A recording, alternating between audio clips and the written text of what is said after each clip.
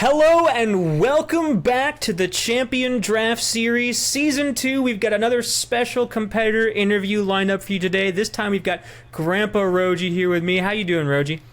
I'm doing great. How are you doing? We're doing fantastic, especially now that we have your team, the Extrusive Elementals, competing in our series. I know we've had a lot of players already interviewed before this one that have expressed their fears going up against your potential lineup. Oh yeah, is that so? That is so. So for those who are watching right now that aren't aware, would you mind just introducing yourself a little bit? Yeah. I'm GrandpaRoji. I am the original Talia Malphite believer. I qualified for Worlds with Talia Malphite, and I also brought it to the main stage and became a world finalist last year. So that was really cool.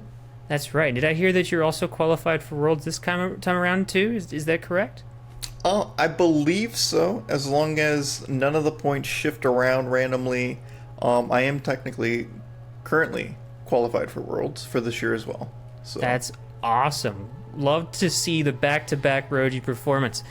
All right, so sort of to go off of what you just said there, a lot of viewers in the Runeterra community sort of know you for your expertise with a lot of very strong mid-range decks. I could go through a dozen, but most famously Talia Malphite, which you just mentioned. Do you think that having such personal expertise with these sort of niche archetypes will prove an advantage or a disadvantage in the format of the Champion Draft Series? I actually think it'll prove to be an advantage because a lot of time mid-range decks can be very linear and extremely powerful and hard to deal with. So whenever you're looking to try and beat these really powerful linear decks, you usually have to go explore weird options or do specific things to try and beat it. And I think in a more open environment where my opponents have restricted deck building costs, basically, it should be pretty beneficial for me, I think. All right, well, we'll look forward to seeing if that's the case.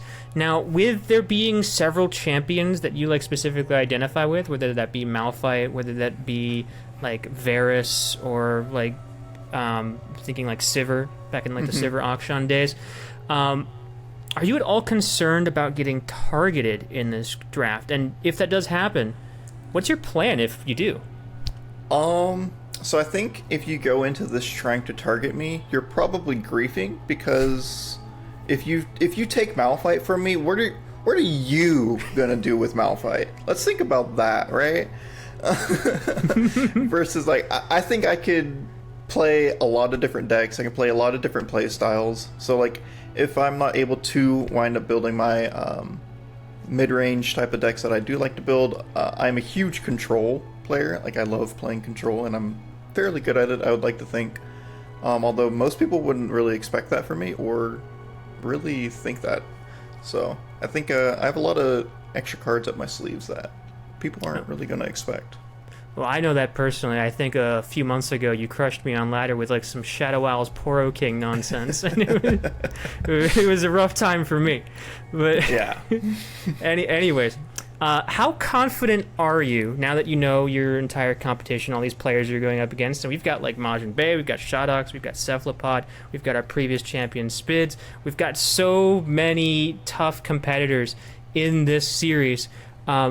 What is your expectations going into this in your debut season? So I think Spids is pretty terrifying. She's really good at experimenting with decks, and she can really build unique things. That's honestly who I'm most scared of. Just also because she won last season as well, so she's got the experience and she kind of knows what she's doing. But after that, I'm definitely scared of Cephalopod as well, because he is one of the brewers in the community who usually come out with wacky and zany things. So I'm excited to see what he brings, and pretty scared of if he brings out something really terrifying and extremely powerful that no one's expecting. Well, it'll be entertaining for us watching regardless of the results, but definitely the best of luck to you against some of these very strong opponents in this series. So that basically wraps up this interview, Roji, but before we go, would you like to tell these viewers where they could find you, maybe follow your journey through the Champion Draft Series?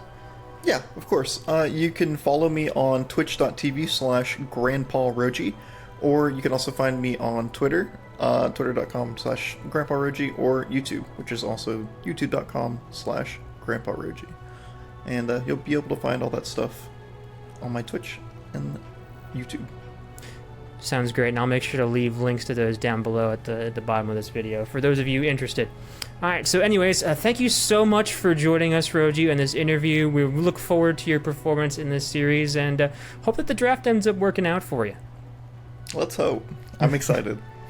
So am I. I'm very, very excited. Alright, see you guys later.